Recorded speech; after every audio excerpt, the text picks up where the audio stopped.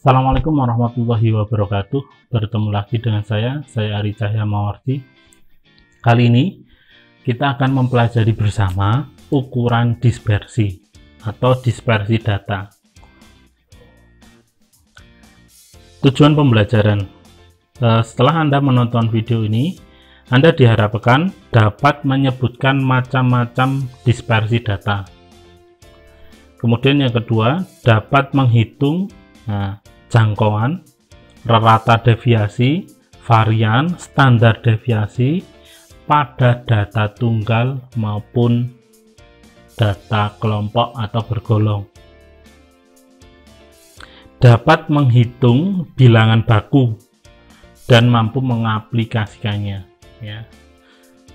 Jadi dispersi data atau ukuran dispersi itu nanti ada jangkauan, rata deviasi, varian, standar deviasi, bilangan baku. Ya. Sebenarnya masih ada ukuran yang lain berkaitan dengan dispersi data. Kita hanya akan mempelajari yang di sini saja. Ya. Yang pertama adalah jangkauan atau range. Ya. Range itu didefinisikan nilai maksimum dikurangi nilai minimum. Contoh misalkan di sini.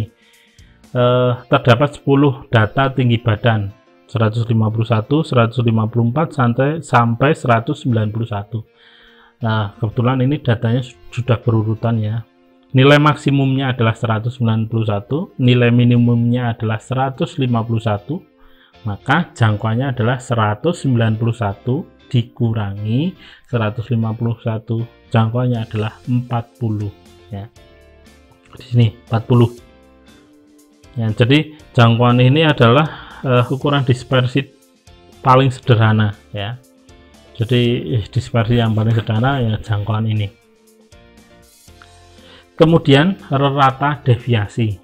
Rata deviasi itu dirumuskan RD sama dengan sigma harga mutlak X min mu per N.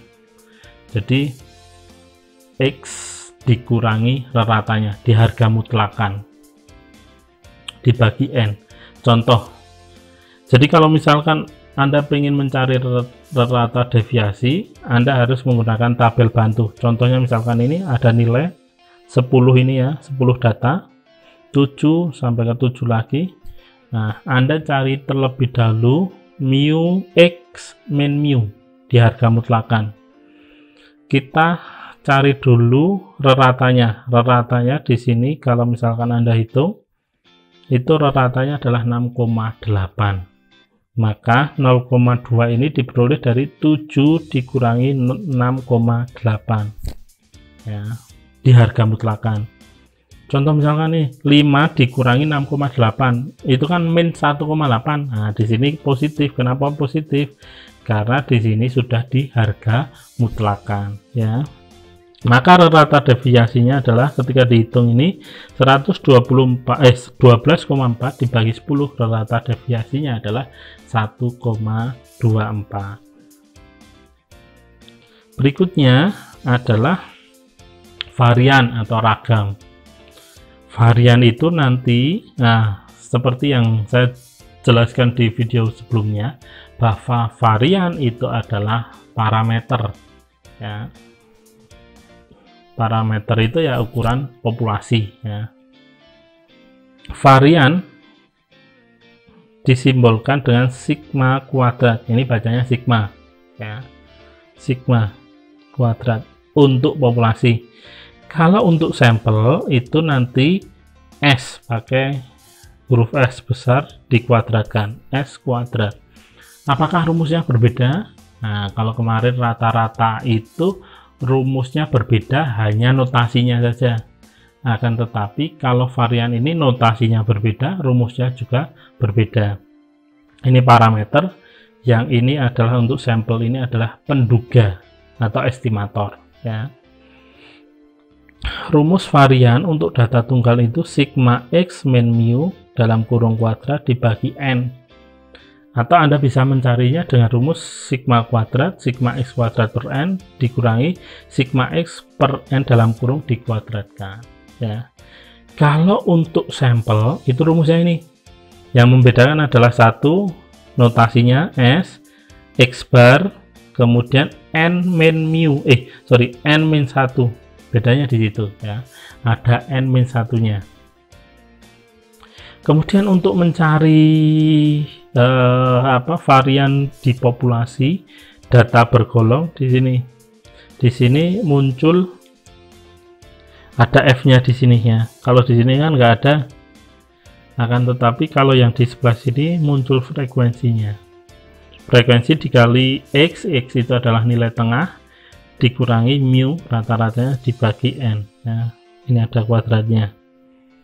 Nanti lebih jelasnya saya akan berikan contoh, baik itu yang data tunggal maupun data kelompok. Berikutnya adalah standar deviasi. Standar deviasi itu adalah akar dari varian ya.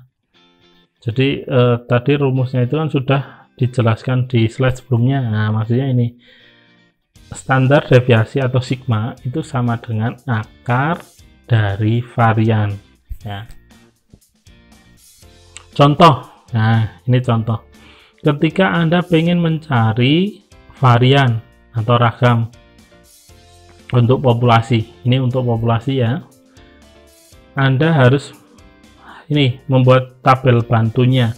Ada X min mu, karena di sini rumusnya kan ada X min mu. Setelah X min mu itu adalah dikuadratkan, X min mu dikuadratkan. Anda peroleh ini, kemudian ini dikuadratkan, kemudian ini dijumlahkan. Nah, inilah yang dinamakan sigma X min mu kuadrat. Berapa nilainya? 19,6. N-nya berapa? 10. Maka 1,96.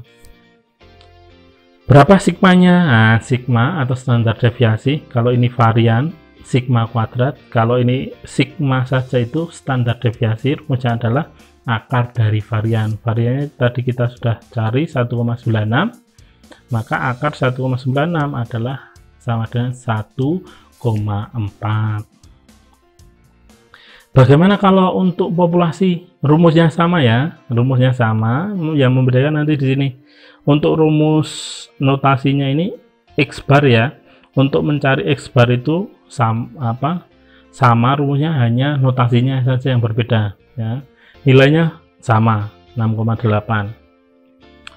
Kemudian yang membedakan adalah di sini N min 1.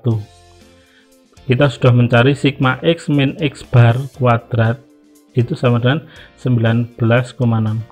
Anda cari tabel bantunya ini ya, dari sini dibagi 9, hasilnya adalah 2,1778. Nah, nanti kita juga akan mempelajari menggunakan Excel.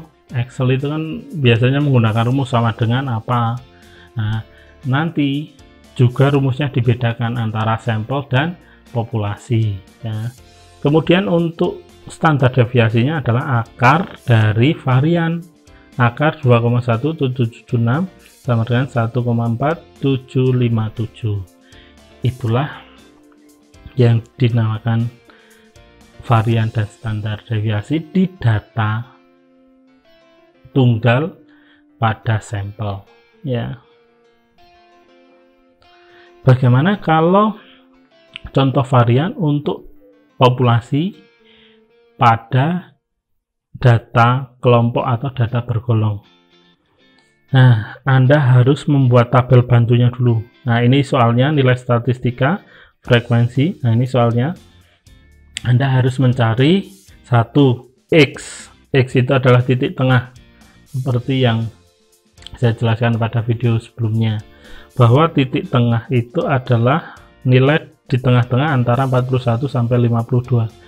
46,5 ini diperoleh dari 52 ditambah 41 dibagi 2 ya, dibagi 2. Nilai 58,5 itu diperoleh dari 64 ditambah 53 dibagi 2 dan seterusnya.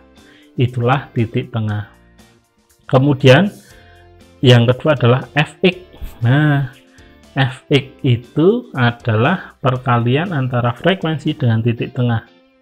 nilai 232,5 atau 232,5 itu diperoleh dari 5 dikalikan 46,5 dan seterusnya ya. Mudah-mudahan Anda bisa memahaminya.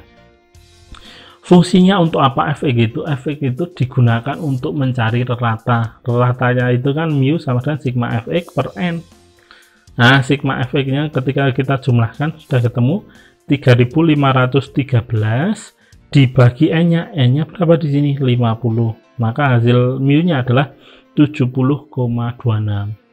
Mu ini nanti akan digunakan di sini tabel berikutnya ini x min mu ya. Jadi itu x min mu. X min mu min 23,76 ini diperoleh dari ini 46,5 dikurangi 70, ini 70 ratanya itu kan 70,26, hasilnya adalah min 23,76. Kemudian yang ini min 11,76 diperoleh dari 58,5 dikurangi rata-ratanya 70,26 dan seterusnya. Setelah itu datanya dikuadrat. Kenapa harus dikuadrat? Karena kita ingin mencari varian ini. Rumusnya kan x min mu kuadrat. Maka tabel bantunya nanti ada x min mu kuadrat. Ini 564,54 itu diperoleh dari kuadrat ini 23,76 ya. 138,3 ini diperoleh dari min 11,76 ya, dikuadratkan. Kemudian berikutnya adalah mencari f dikali x min mu kuadrat. F nya ini kan 5 dikali 564,54, hasilnya adalah 2822,69. Nilai 1659,57 diperoleh dari 138,3 dikalikan 12 dan seterusnya. Kalau Anda manual menggunakan misalkan Anda menghitungnya menggunakan kertas, saya kira sudah tidak efektif lagi ya. Anda bisa menggunakan cara manual tapi menggunakan Excel ya. Anda nanti tinggal tarik ya, seperti itu. Setelah itu Anda jumlahkan. Nah, jumlahnya itu adalah 8.781,12 ya, 12. Maka masukkan ke sini. Nilai ini sudah kita cari 8.781,12 dibagi 50. Hasil variannya adalah 175,622. Itu adalah varian. Untuk mencari standar deviasi, itu adalah akar dari varian. Berarti akar dari 175,622. Hasilnya adalah 13,252. Itulah standar deviasi dari data bergolong ini ya. Bagaimana untuk sampel? Langkahnya sama, hanya saja rumusnya berbeda di sini. Rumusnya berbeda di sini. N-1 ya. Ada N-1-nya. Saya kira kalau yang tadi sebelumnya sudah paham, insya Allah ini juga langkahnya sama. Maka saya akan lanjut pembahasannya bilangan baku. Bilangan baku itu apa? Bilangan baku ini adalah ukuran data yang menunjukkan penyimpangan terhadap ratanya. Jadi misalkan ini rata, ada data X, misalkan X tertentu, nah itu penyimpangan dari ratanya. Kemudian bilangan baku ini merupakan ukuran data yang sifatnya individual, artinya data keberapa, miliknya siapa. Nah, nanti saya akan coba menjelaskan di contoh ya. Kemudian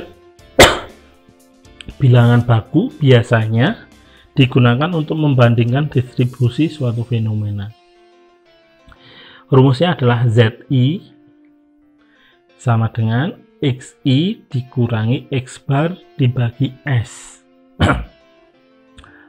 S ini adalah standar deviasi untuk sampel ya. Jadi di sini sampel.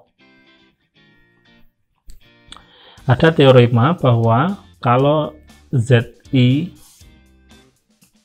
itu dijumlahkan maka akan sama dengan 0. Kalau ZI kuadrat dijumlahkan akan sama dengan N-1.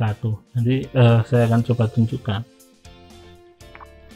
Misalkan di sini ada 10 data, ada Ahmad Muadi, Andika Yahya, Akil Alamia, Barul Ulum, Benedikta, Imade Kusuma, Nikadek, dan lain sampai 10 data ini. Nilai matematikanya sudah disediakan, nilai fisikanya juga sudah disediakan. Tentukan bilangan baku pada nilai matematika dan nilai fisika. Kembali lagi, ketika Anda mencari nilai dalam statistik, Anda membutuhkan tabel bantu. Untuk bilangan baku, misalkan ini nilai matematika ya, tabel bantunya adalah X min X bar. Kemudian X min X bar dikuadratkan. Baru bisa mencari Z, kemudian bisa mencari Z kuadrat. Ya. Nilai Z itu yang bilangan bakunya itu. Nah, ini nilai bilangan bakunya ya. Kita mencari rata-ratanya dulu. Nah, rata-ratanya sudah ketemu 78,9. Untuk mencari rata ya sigma fx dibagi n atau sigma x dibagi n gitu ya. Kalau datanya itu tunggal, ini kan datanya tunggal, maka sigma x nya adalah 789. Seharusnya ini bukan sigma fx tapi sigma x ya. Sigma x 789 dibagi 10, nilainya adalah 78,9. Kemudian Anda 80 dikurangi dengan rata-ratanya 1,1, kemudian 81 dikurangi rata-ratanya, dan seterusnya ya. Kemudian nilai ini dikuadratkan, nilai dari tabel atau dari kolom ini dikuadratkan, hasilnya ini. Untuk mencari Z itu adalah Anda harus cari dulu standar standar deviasinya. Nah, standar deviasinya langkahnya seperti pada sebelumnya ini yang tadi saya sudah jelaskan. Saya anggap Anda memahaminya. Kemudian ini nilai S-nya adalah 14,17. Nilai Z ini diperoleh dari rumus ini. Rumus yang ini dibagi dengan S-nya ini. Nilai 0,07759 itu diperoleh dari 1,1 dibagi 14,177. Nilai 0,1483 itu diperoleh dari 2,1 dibagi 14,77, dan seterusnya. Inilah nilai Z-nya.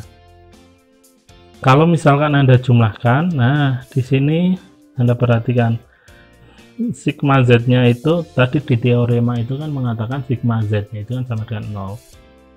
Ya. Jadi ini nanti kita akan mempelajari ketika nanti kita masuk pada distribusi normal. Jadi menentukan apakah data itu distribusi normal atau tidak menggunakan rumus Z ini ya. Jadi ini nilainya ini mendekati 0 ya. Di sini rumus di Excel tertuliskan min 4 pangkat min 15. Jangan bingung ya ketika Anda menghitung di Excel ketemunya seperti ini. Ini maksudnya apa? Ini maksudnya adalah min 4 dikali 10 pangkat min 15.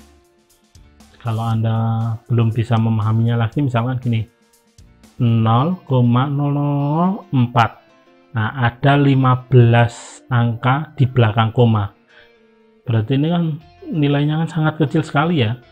0,min 0,004. Angkanya ada 15 ya.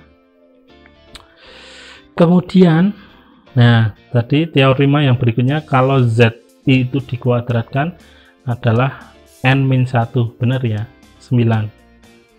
Nah, jadi itu.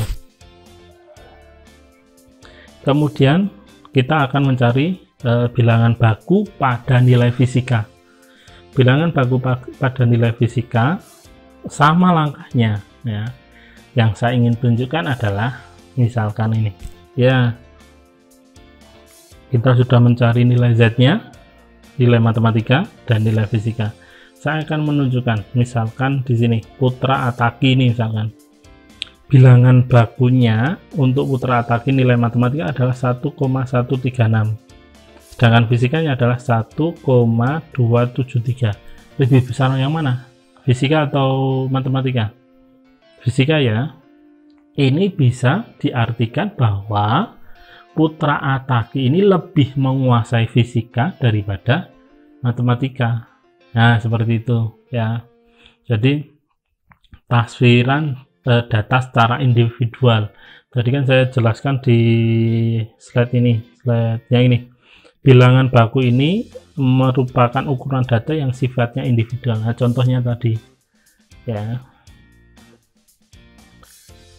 Kemudian, nah, misalkan Yohanes Surya ini nilai matematikanya bilangan bakunya adalah -1,192. Kenapa nilainya min? Karena nilainya dia itu di bawah rata-rata ya. Kalau Putra Ataki nilainya plus. Kenapa? Karena dia nilainya itu di atas rata-rata ya. Jadi jangan bingung nilai plus dan min. Yang saya akan tunjukkan adalah antara -1,192 dengan -1,074 itu lebih besar mana? Oh, lebih besar yang ini ya. Jadi kalau min itu dia itu kan semakin angkanya semakin mendekati 0 kalau yang ini. Kalau ini kan artinya ini lebih besar daripada matematika. Artinya fisikanya dia lebih menguasai fisika daripada matematika. Begitu ya. Mudah-mudahan apa yang saya sampaikan ini bermanfaat. Tetap semangat. Jika video ini bermanfaat, silahkan di subscribe, di like, berikan komentar yang bolehlah Anda memberikan masukan. Misalkan kurang jelas saya harus bagaimana ya, mudah-mudahan di video-video berikutnya saya bisa memperbaikinya. Saya akhiri, wallahu muwaffiq ila aqwamit thoriq. Wassalamualaikum warahmatullahi wabarakatuh.